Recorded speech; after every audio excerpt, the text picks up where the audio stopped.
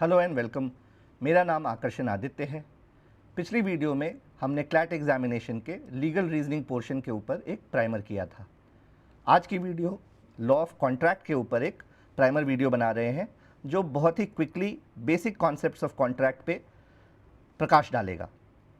ये video detailed online class और जो offline class VGL EdTech conduct करती है वो सारे डिटेल्स यहाँ पे डिस्कस नहीं हो रहे हैं, बस एक बहुत ही इंट्रोडक्टरी और प्राइमर वीडियो है। तो आइए शुरू करते हैं आज का वीडियो।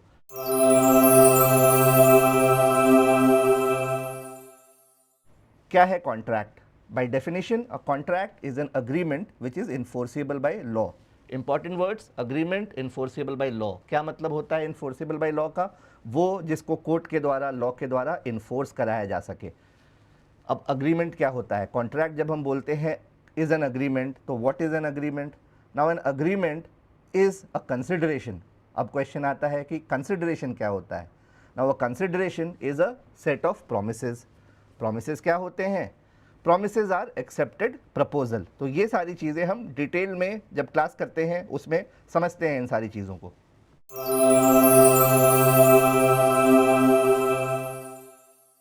एसेंशियल क्या होते हैं कॉन्ट्रैक्ट के? Offer and acceptance, intention to create legal relations, lawful consideration, capacity to contract, free consent, lawful object। ये सारे essentials हैं। जब ये सारे factors रहेंगे तब कह सकते हैं कि वो contract एक valid contract होगा। एग्जाम्पल क्या है? A agrees to sell his car to B for ₹100,000 and B agrees to buy it। ये सबसे सिंपल एक एग्जाम्पल हो सकता है। सामने वाले ने एक ऑफर दिया और वो दूसरा अग्री कर गया। A has agreed to sell his car to B and B has agreed. So दो लोग अग्री करके, एक ने ऑफर दिया, उसकी एक्सेप्टेंस हो गई। This becomes the simplest example of a contract.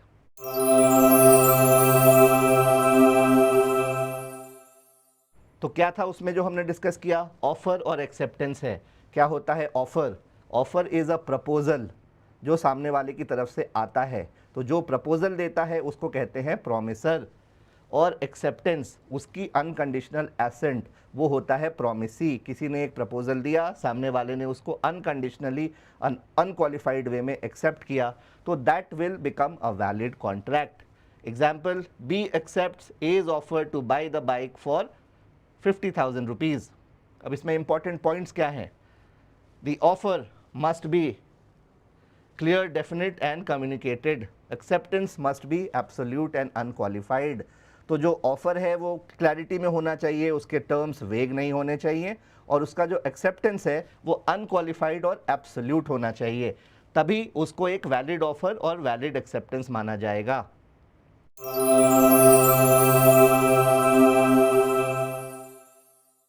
Consideration जिसको हम कह रहे थे, set of promises for simple understanding, वो आप एक तरह से ये भी समझ सकते हैं कि that is the price paid by one party for the promise of the other. That is the definition as per the section 2D of Indian contract act. Example, A promises to sell his car to B for 100,000. Now the car is the consideration for B and the 100,000 is the consideration for A। तो 100,000 जो A को मिलेंगे B की तरफ से, वो उसके लिए कंसिडरेशन हो गया, और वो जो कार है वो B के लिए कंसिडरेशन हो गई। So now these two set of consideration will constitute a valid contract. So there has to be a quid pro quo. It's a legal maxim which means something in return.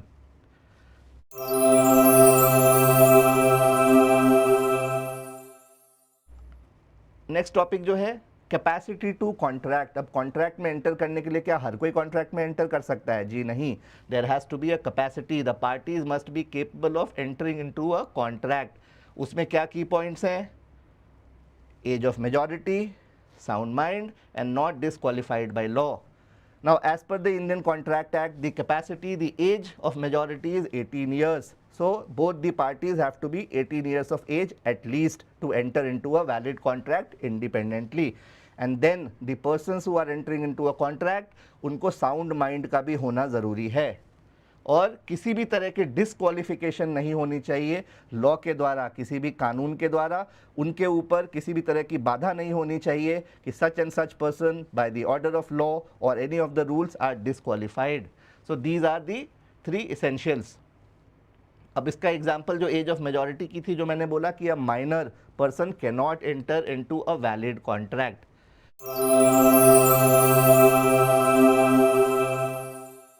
Consent तब free होता है जब वो cause नहीं किया जाता coercion के द्वारा, अनड्यू इन्फ्लुएंस के द्वारा, फ्रॉड, मिसरिप्रेजेंटेशन या मिस्टेक के द्वारा। ये सेक्शन 13 और 14 ऑफ इंडियन कॉन्ट्रैक्ट एक्ट में कवर किया जाता है। कोअर्शन मतलब किसी को फोर्स करना किसी भी तरह की चीज़ों में। अनड्यू इन्फ्लुएंस, अगर किसी एक पर्सन का दूसरे पर्सन के ऊपर किसी तरह का कोई दबाव है, कोई इस तरह का असर है जिसकी वजह से वो किसी मजबूरी के अंदर वो कॉन्ट्रैक्ट में आता है, वो कॉन्ट्रैक्ट वैलिड नहीं होगा, उस कंसेंट को फ्री कंसेंट नहीं माना जाएगा। कुछ आपने फ्रॉड कर दिया, किसी को कुछ झूठ बोल के किसी कॉन्ट्रैक्ट में एंटर कराया, not a free consent. Similarly misrepresentation, अगर आपने अपने प्रोडक्ट के बारे में कुछ गलत इन्फॉर्मेशन दी और उस बेसिस पे किसी ने अपना कंसेंट दिया, that is not considered a free consent.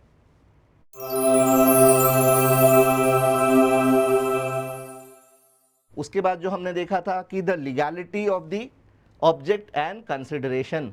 Now the object and consideration of a contract must be lawful. दूसरी चीज़ है, कोई भी इलीगल एक्ट, इमोरल एक्ट और अगेंस्ट पब्लिक पॉलिसी, इस तरह की जो चीज़ें होती हैं वो अनलॉफुल ऑब्जेक्ट है। अनलॉफुल ऑब्जेक्ट के लिए हमने ऊपर देखा था कि कॉन्ट्रैक्ट का जो पर्पस है वो लॉफुल होना चाहिए।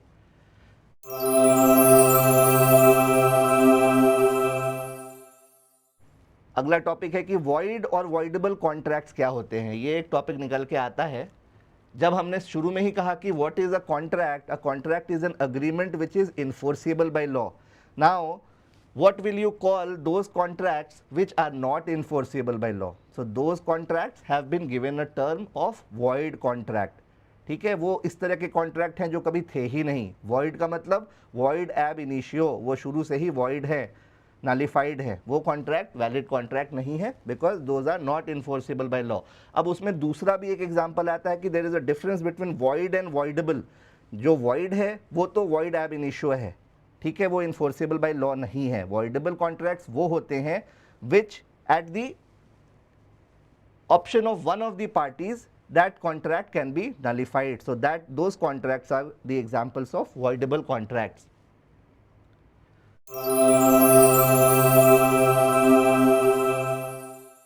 परफॉर्मेंस ऑफ कॉन्ट्रैक्ट क्या होता है? What do you mean by performance of contract? Now carrying out the contract is performance, very simply understood. इससे ज़्यादा कुछ नहीं है। अगर आपने कॉन्ट्रैक्ट को कैरी आउट किया, फिनिश किया, that is called performance of the contract. क्या टाइप हो सकते हैं? एक्चुअल और अटेम्प्टेड। एक्चुअल उसको कहेंगे जहाँ दोनों पार्टीज़ ने अपनी अपनी कंसिडरेशन को फुलफिल किया, वो जो चीज़ हो जाएगी, अपनी जो ऑब्लिगेशन है उसको फुलफिल किया, वो हो गया एक्चुअल परफॉर्मेंस। और अटेम्प्टेड परफॉर्मेंस है where one party offers to perform but the other party refuses. For example, A agrees to deliver goods to B on a certain date. Now, if A delivers the goods as agreed, it is an actual performance. If he doesn't, whereas the other party is waiting, then it could be an attempted performance. या फिर अगर दूसरी party ने मना कर दिया, उसमें कुछ अड़ंगा लगाया, कुछ hindrance create करने की कोशिश की, so A has attempted to perform.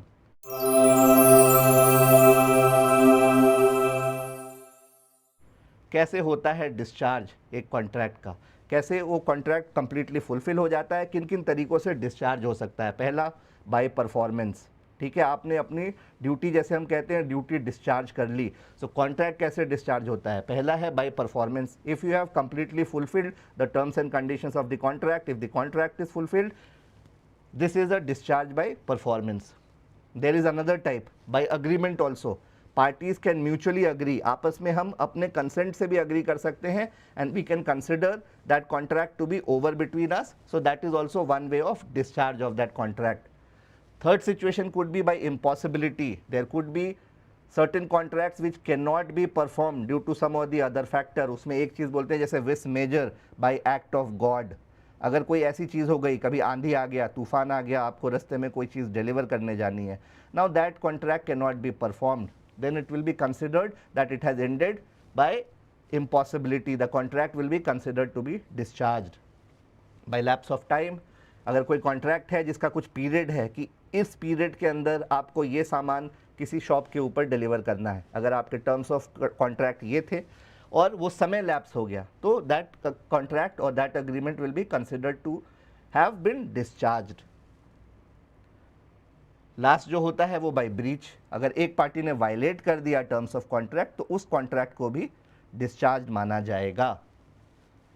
लेकिन अब ये जो आखिरी है, अगर कोई कॉन्ट्रैक्ट डिस्चार्ज होता है ब्रीच के द्वारा तो रेमेडीज क्या है आपके पास?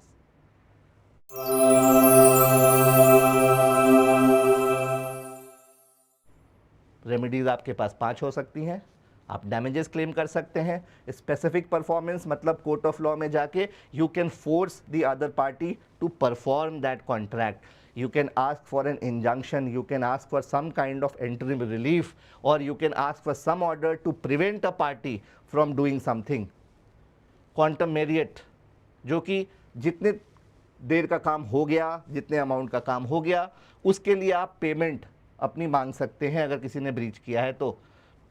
Example, if A fails to deliver goods to B as agreed, B can sue for damages. That is the example.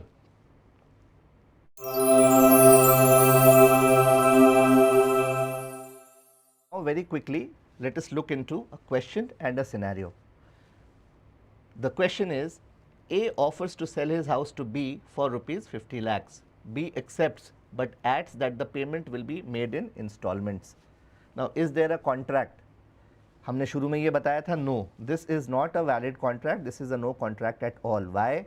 Because the acceptance is conditional here, and what we had discussed, the acceptance has to be unconditional, unqualified. So this is not a valid contract because of the counter offer, this acceptance is conditional. Now second, this scenario, a minor buys a bike from B and then refuses to pay. Can B enforce the contract? The answer is no, because a minor cannot enter into a contract, it is voidable. This contract is an example of a voidable contract. It is always, it can be put to an end at the option of the minor party. You cannot enforce a contract against a minor. This brings us to the end of today's video. Thank you very much for watching.